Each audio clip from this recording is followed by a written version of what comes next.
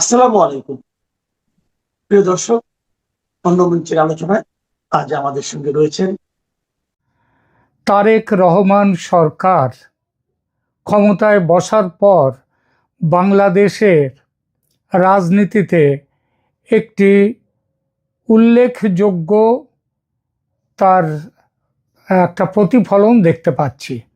এই প্রতিফলনটা অন্য দিকের সাথে আলোচনা এই মুহূর্তে করছি না, আপাতত রাজনৈতিক বন্দি মুক্তির বিষয়টাই নিয়ে কিছু বলবো।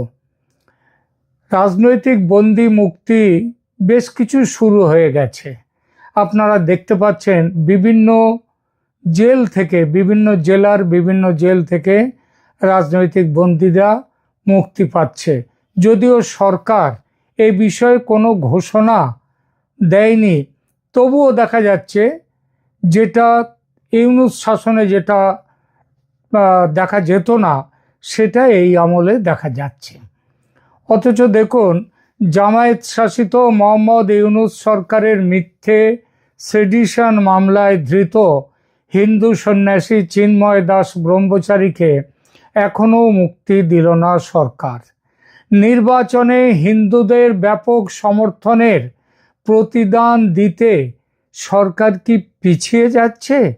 যদি পিছিয়ে যায়, তবে কেন যাচ্ছে পিছিয়ে, সেই প্রশ্নটা ওঠে।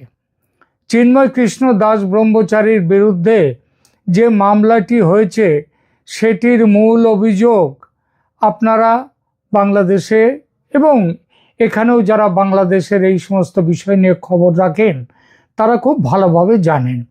চট্টগ্রামে একটি সমাবেশে জাতীয় পতাকা অবমাননার মাধ্যমে রাষ্ট্রদ্রোহ সংঘটিত হয়েছে, এইটাই হচ্ছে অভিযোগ। ব্যাপারটা কি ছিল? ব্যাপারটা ছিল একটি লাইট পোস্টে একটা গেরুয়া পতাকা, হিন্দু ধর্ম যারা করেন তাদের পতাকার রং গেরুয়া হয় স্বাভাবিক। সেই গেরুয়া পতাকা একটি লাইট পোস্টে সেটা বেঁধে দেয় সমর্থকরা। নিশ্চয়ই এখানে চিন্ময় দাস ব্রহ্মচারী তিনি নিজে সেই পতাকাটা বাঁধেননি। তো পতাকাটা তো বেঁধেছে, কিন্তু সে কি হয়ে গেছে, সেখানে আগে থেকে বাংলাদেশের জাতীয় পতাকা একটা টানানো ছিল। এই জাতীয় পতাকার কিছুটা ওপরে পতাকা টানানো হয়, গেরুয়া পতাকা। এর উপলক্ষ ছিল হিন্দু সংগঠনগুলোর একটা জনসমাবেশ চট্টগ্রামে।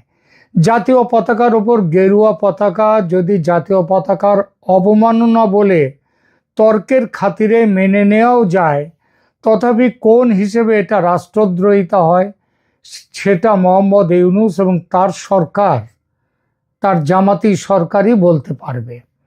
যদিও জাতীয় পতাকা অঙ্কিত ফ্লেক্স মাটিতে পেতে তার উপর দাঁড়িয়ে নামাজ আদা করার ফটো সোশ্যাল মিডিয়ায় খুঁজলে পাওয়া যাবে। এখনো একটি হাতে কলমে প্রমাণ দিচ্ছি আপনাদের। একটি ফেসবুক পোস্টটির তারিখ হচ্ছে 25শে জুন 2019। ক্যানভাস নামে একটি ফেসবুক গ্রুপ এই পোস্টটি দিয়েছে। স্ক্রিন শেয়ার করলাম, একটু দেখে নিন কি বলা আছে সেখানে। কি বলা আছে সেখানে, এবার সেটা একটু পড়ে বলতে হবে। দেখুন, এখানে বলা আছে, যারা দিয়েছে পোস্টটা ক্যানভাস, একটা ফেসবুক গ্রুপ, সেখানে লেখা আছে বাংলাদেশের, এটা হচ্ছে 2019-এর 25শে জুন, আগেই বলেছি। এটা হচ্ছে বাংলাদেশের একদল দর্শক পতাকার ওপরে দাঁড়িয়ে নামাজ আদায় করছে। পতাকার ওপর দাঁড়িয়ে নামাজ আদায় করছে। এখানটায় আর কি বলা আছে, এখানটায় যে পতাকার ওপর এই নামাজ দাঁড়িয়ে যে নামাজ আদায় করছে, এটা এখানটাতে আরো বলা আছে। এখানে এই পোস্টে এক জায়গায় বলা আছে, কয়েক বছর আগে ঢাকা বিশ্ববিদ্যালয় এলাকায় একটি ছেলে কোনো এক জাতীয় দিবসে দেশপ্রেম দেখাতে গিয়ে নিজের পিটবুল কুকুরকে, পিটবুল হচ্ছে একটা কুকুরের শ্রেণী, সেই কুকুরকে জাতীয় পতাকার জার্সি পরিয়ে বাইরে হাঁটতে বেরিয়েছিল। লোকজনের গালাগালি শুনে সেটা অফ হয়ে গিয়েছে সে। তবে যতদূর মনে পড়ে ছেলেটির গায়েও জাতীয় পতাকার পোশাক ছিল। জাতীয় পতাকার পোশাক কিংবা এগুলো কেউ পরতে পারে না, জাতীয় পতাকার রঙের পোশাক। এক স্বনামধন্য, এছাড়া আর একটা ঘটনার কথা উল্লেখ করা হয়েছে এখানে। এক স্বনামধন্য অভিনেতার স্বনামধন্য স্ত্রীও নিজের কুকুরকে জাতীয় পতাকা জড়িয়ে ছবি দিয়েছিলেন বাংলাদেশে। এটা নিয়েও প্রচুর জল ঘোলা হয়েছিল। এই ঘটনাগুলো আওয়ামী লীগ সরকারের আমলের, যারা ছিল ৭১-এর স্বাধীনতা যুদ্ধের পতাকাবাহী। এই পোস্টে লেখা আছে অনেক কথা, আপনাদেরকে কয়েকটা কথা জায়গা পড়ে শোনালাম। এইসব অপরাধে যারা অপরাধী ছিল তাদের কি ধরা হয়েছিল? শাস্তি হয়েছিল তাদের? না। মনে রাখবেন, দেশে তখন শেখ হাসিনার আওয়ামী লীগ সরকার, তবু কাউকে গ্রেপ্তার করা হয়নি। যে অভিনেত্রী কুকুরের গায়ে জাতীয় পতাকা জড়িয়ে ছবি ভাইরাল করেছিলেন তার কিছু শাস্তি হয়? না। কিন্তু চিন্ময় দাস ব্রহ্মচারী শুধু গ্রেপ্তার নন, ইতিমধ্যে ১ বছর ৪ মাস হাজতবাস করেছেন বিনা বিচারে। জাতীয় পতাকার অবমাননা করলে বাংলাদেশের শাস্তির কি বিধান আছে জানেন? ২০১০ সালে এই শাস্তি তৈরি হয়েছিল বাংলাদেশে, এই বিধানটি এসেছিল। সেখানে বলা আছে যে জাতীয় পতাকার অবমাননা করলে সর্বোচ্চ ২ বছরের কারাদণ্ড। এত কম সাজায় আর কিছু ১০,০০০ টাকার মতো এরকম ক্ষতিপূরণের ব্যবস্থাও আছে। এত কম সাজায় হিন্দু সন্ন্যাসীকে মানে শুধু ছাড়তে যাতে না হয় তার জন্য তার বিরুদ্ধে জাতীয় পতাকা অবমাননার সাথে সাথে রাষ্ট্রদ্রোহের অভিযোগ বা সেডিশন অভিযোগ আনা হয়েছে, যাতে রাষ্ট্রদ্রোহের অভিযোগে যাবজ্জীবন জেলে কাটাতে হয় তাকে। আর ইউনূস আমলে জামাতের দেশপ্রেম এতই গভীর যে পতাকার জন্মের বিরুদ্ধে তারা করেনি হেন কাজ নেই, সেই জামাতের দেশপ্রেম হঠাৎ এত গভীর হয়ে গেছে ইউনূসের আমলে যে সেই পতাকার অবমাননার দায়ে এক হিন্দু সন্ন্যাসীকে এত দীর্ঘদিন জেলে বন্দি রেখেছে। কি হয়েছে? আমি একটু আগে বলেছি বিনা বিচার। বিনা বিচার ঠিক নয়, তবে বিচারের নামে প্রহসন। সেই বিচারের নামে প্রহসনের ইতিহাসটা একটু বলি, ছোট্ট করে বলবো। ২০২৪ সালের ২৫শে অক্টোবর চট্টগ্রামের নিউ মার্কেট এলাকায় একটি সমাবেশে জাতীয় পতাকা অবমাননার অভিযোগ ওঠে। আর ৩১শে অক্টোবর, তার ৬ দিন পরে, সেখানে কোতোয়ালি থানায় চিন্ময় দাস সহ মোট ১৯ জনের বিরুদ্ধে রাষ্ট্রদ্রোহের মামলা হয়। মামলার বাদী বা অভিযোগকারী কে ছিলেন? চট্টগ্রামের মোহরা ওয়ার্ড বিএনপির তৎকালীন সাধারণ সম্পাদক ফিরোজ খান, যিনি বর্তমান যে বিএনপি সরকার, এই সরকারের দলের একজন স্থানীয় নেতা। থাক, এখনকার কথা পরে আসবে, আগে যেটা হয়েছে সেইটা বলি। এরপর ২৫শে নভেম্বর ২০২৪, প্রায় ১ মাস পরে, চিন্ময় দাস ব্রহ্মচারীকে ঢাকার হজরত শাহজালাল আন্তর্জাতিক বিমানবন্দর থেকে গ্রেপ্তার করা হয়, যখন তিনি চট্টগ্রামে যাবেন বলে বিমানবন্দরে এসেছিলেন। এরপর ২৬শে নভেম্বর ২০২৪ চট্টগ্রামের আদালত তার জামিন নামঞ্জুর করে তাকে কারাগারে পাঠায়। ওই দিন আদালত প্রাঙ্গণে এক সংঘর্ষ হয়। সংঘর্ষে এক আইনজীবী সাইফুল ইসলাম আলিফ তিনি নিহত হন বলে সংবাদে এসেছে। এবং এই হত্যার সময় চিন্ময় প্রভু কাস্টডিতে ছিলেন, তবু এই হত্যার দায় তার ওপর চাপানো হয়। যদিও পরবর্তীকালে সেখান থেকে স্থানীয় সূত্রে খবর যে চিন্ময় প্রভুর বিরুদ্ধে কেস পাকা করার জন্যে এই হত্যাকাণ্ড করা হয় সাইফুল ইসলামকে। অনেকটা ওসমান হাদি মামলায় যেমন ভোটের বাজারকে ভালো চাঙ্গা করার উদ্দেশ্যে হাদিকে হত্যা করে, কারা হত্যা করে? এই হত্যা যাদের লাভ ছিল তারা। কাদের লাভ ছিল? ওই এনসিপি জামাত জোট। ছেড়ে দিলাম, এটাও এখনকার কথা, পরের কথা। আমি ফিরে যাই চিন্ময় প্রভুর বিষয়ে। এরপর 2রা জানুয়ারি 2025, আগে কবে ছিল? আগে ছিল 26শে নভেম্বর 2024। তার 1 মাস কয়েকদিন পর 2রা জানুয়ারি 2025-এ চট্টগ্রাম মহানগর দায়রা জজ আদালত তার জামিন আবেদন আবার নামঞ্জুর করে। রাষ্ট্রপক্ষ বলে এটি পতাকা অবমাননা শুধু নয়, এটা রাষ্ট্রদ্রোহের মামলা এবং সর্বোচ্চ সাজা যাবজ্জীবন। ফলে তার জামিন মঞ্জুর হলো না। এরপর 4 ফেব্রুয়ারি 2025, গত বছর, হাইকোর্ট রাষ্ট্রকে জবাব দিতে রুল দেয় কেন তাকে জামিন দেওয়া হবে না, সেই কারণ দেখাতে বলে। এরপর প্রায় 4 ফেব্রুয়ারি, মার্চ চলে গেল, এপ্রিলের শেষ দিনে 30শে এপ্রিল, প্রায় 3 মাসের মাথায় হাইকোর্ট তার জামিন মঞ্জুর করে রুল অ্যাবসলিউট ঘোষণা করে। রুল অ্যাবসলিউট কাকে বলে? এটার মানে হলো শুনানির পর আদালত যদি দেখে আবেদনকারীর যুক্তি, আবেদনকারী মানে এখানে যিনি জামিন চাইছেন, অর্থাৎ চিন্ময় দাসের যুক্তি গ্রহণযোগ্য, শুধু একা চিন্ময় দাস নন, তার সঙ্গে আরও যাদের গ্রেপ্তার হয়েছে তারাও, তখন বলে যদি আবেদনকারীর যুক্তি গ্রহণযোগ্য হয় তখন তাকে বলে রুল অ্যাবসলিউট, মানে রুল মঞ্জুর হলো। এবং রুলে চাওয়া যে মূল প্রতিকারটা কি? এখানে জামিন পাওয়া। সেই জামিন মানে আদালত জামিন দেওয়ার সিদ্ধান্ত ঘোষণা করে রুল অ্যাবসলিউটের মাধ্যমে।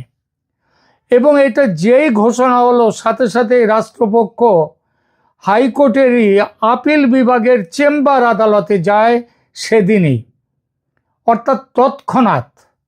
চেম্বার আদালত মানে সেখানে জনগণকে শোনা হবে না, শুধু দুপক্ষের আইনজীবীরা থাকবেন, জজ সাহেব তার চেম্বারে বসে সেইটা শুনবেন। শোনার পরে এখানেও সেইটা শুনলেন চেম্বার আদালতে।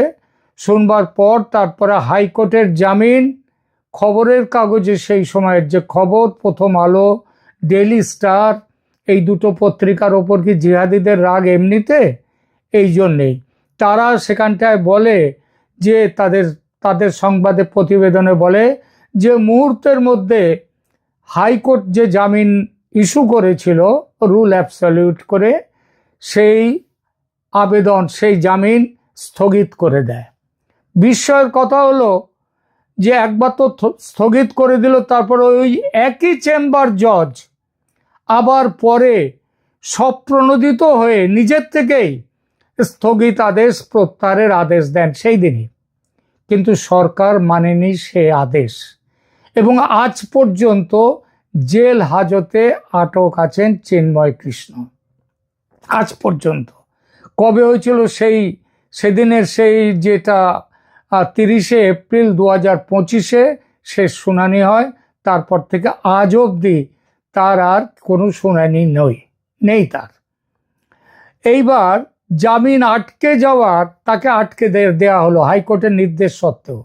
জামিন আটকে যাওয়ার কারণ হিসেবে আদালতে সরকার পক্ষ থেকে বলা হয় যে মুক্তি পেলে তিনি তদন্তে প্রভাব ফেলতে পারেন, পালিয়ে যাওয়ার ঝুঁকি থাকতে পারে, ইত্যাদি ইত্যাদি। তার জামিন বিষয়ে 2025 সালে হাইকোর্ট জামিন দিলেও পরে রাষ্ট্রপক্ষের আবেদনে উচ্চতর আদালতে তা স্থগিত হয়ে যায়। আবার সেই স্থগিত আদেশও জজ সাহেব সব প্রণোদিত হয়ে তুলে দেন। তারপরে অর্থাৎ জামিন পেয়েও আজ অবধি মুক্তি হয়নি চিন্ময় প্রভুর। এমন দ্বন্দ্বপূর্ণ পরিস্থিতি একটা তৈরি হয়েছে। কিন্তু সে কথা ছেড়ে দিলাম। তারেক রহমানের আমলে এই রাজত্বে এখন আসি। তারেক রহমান দলমত, ধর্ম, বর্ণ নির্বিশেষে এই দেশ আমাদের সবার এবং সব নাগরিকের সমান অধিকার, এই বার্তাটি প্রধানমন্ত্রী হিসেবে জাতির উদ্দেশ্যে প্রথম ভাষণে তিনি বলেছেন। কবে বলেছেন? 18 ফেব্রুয়ারি 2026 বুধবার রাতে, যা বাংলাদেশ টেলিভিশনে সরাসরি সম্প্রচার হয়েছে। এর আগেও তিনি একই ধরনের কথা বলেছেন, কিন্তু শুধু ওই দিনই নয়, গত বছর 19 সেপ্টেম্বর 2024, গত বছরের আগের বছর 19 সেপ্টেম্বর 2024 শুক্রবার বিকেলে গুলশানে বিএনপি চেয়ারপারসনের কার্যালয়ে হিন্দু সম্প্রদায়ের জন্মাষ্টমী উপলক্ষে এক শুভেচ্ছা অনুষ্ঠানে ভার্চুয়াল ভাষণে তারেক রহমান বলেন, বাংলাদেশের প্রত্যেক নাগরিক সব ক্ষেত্রে সমান অধিকার ভোগ করবে এবং দলমত, ধর্ম যার যার, রাষ্ট্র সবার। কে বলেছিলেন? তারেক রহমান।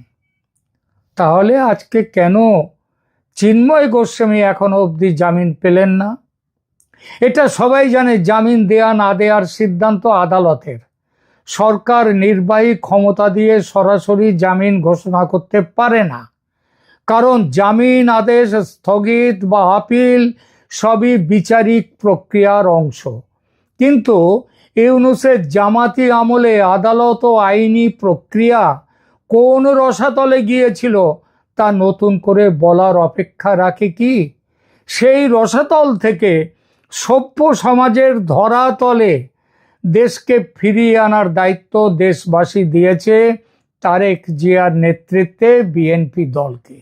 ইতিমধ্যে বরিশাল ও অন্য বেশ কিছু জেল থেকে দীর্ঘদিন বিনা বিচারে আটক থাকা আওয়ামী লীগ নেতাদের মুক্তি মানুষের প্রত্যাশা পূরণের সম্ভাবনা জাগিয়ে তুলেছে। কারণ রাষ্ট্রপক্ষ, যাকে বলে প্রসিকিউশন, জামিনে আপত্তি করে, স্থগিত চায়, জামিন ইত্যাদি আপিল চালায়, সব কিছু চালাবে না চালাবে, এর ফলাফলে যে প্রভাব পড়ে সেই প্রক্রিয়া তারেক রহমানের আমলে এসে ডাইলুট হতে শুরু করেছে ইতিমধ্যে। খবর পাওয়া যাচ্ছে বিভিন্ন আদালত থেকে পিপিরা সরকারের কথায় নয়, সরকারের মনোভাব বুঝতে পেরে তাদের আপত্তি হালকা করে দিচ্ছে, আর জজ সাহেবরা সেই বার্তা গ্রহণ করে জামিনও দিয়ে দিচ্ছে, যা ইউনূসের আমলে এতদিন ছিল না। রাজনৈতিক বন্দীদের এই জামিন, চিন্ময় দাসের জামিনের ক্ষেত্রেও কি এটা করা যেত না, কিংবা যায় না? গত 12 ফেব্রুয়ারির নির্বাচনে সাধারণভাবে যে হিন্দুরা আওয়ামী লীগের সমর্থক, তারা ইউনূস ও জামাতের কুশাসন থেকে বাঁচতে বিএনপি প্রার্থীদের পক্ষে ব্যাপকভাবে ভোট দিয়েছে। কারা? হিন্দুরা। বিএনপির বিপুল জয়ে বাংলাদেশের হিন্দু ভোটের অবদান যে কম নয়, এটা তারেক রহমান সাহেবও বলবেন, এবং দেশের যারা সাধারণ নিরপেক্ষ বিশ্লেষক তারা তো বলবেনই। এই আবেদনের বা এই অবদানের কৃতজ্ঞতা জানাতে কি তারেক রহমানের কাছে এই প্রত্যাশা করতে পারে না হিন্দুরা, যে এই সরকার সংখ্যালঘুদের স্বার্থ রক্ষায় অতন্দ্র সংগ্রামী এক মানুষ চিন্ময় কৃষ্ণ দাস ব্রহ্মচারীকে অবিলম্বে মুক্তি দিক? এই আশা কি, প্রত্যাশা কি করতে পারে না হিন্দুরা? শুধু হিন্দুরা কেন বলবো, বাংলাদেশের যে কোনো ধর্ম নিরপেক্ষ এবং আইনের শাসন মানা মানুষ তারাই বলবেন চিন্ময় কৃষ্ণ দাস ব্রহ্মচারীকে অবিলম্বে মুক্তি দেওয়া উচিত। কথাটা জরুরি ভিত্তিতে ভেবে দেখার জন্য তারেক রহমান সরকারকে অনুরোধ করছে। ধন্যবাদ।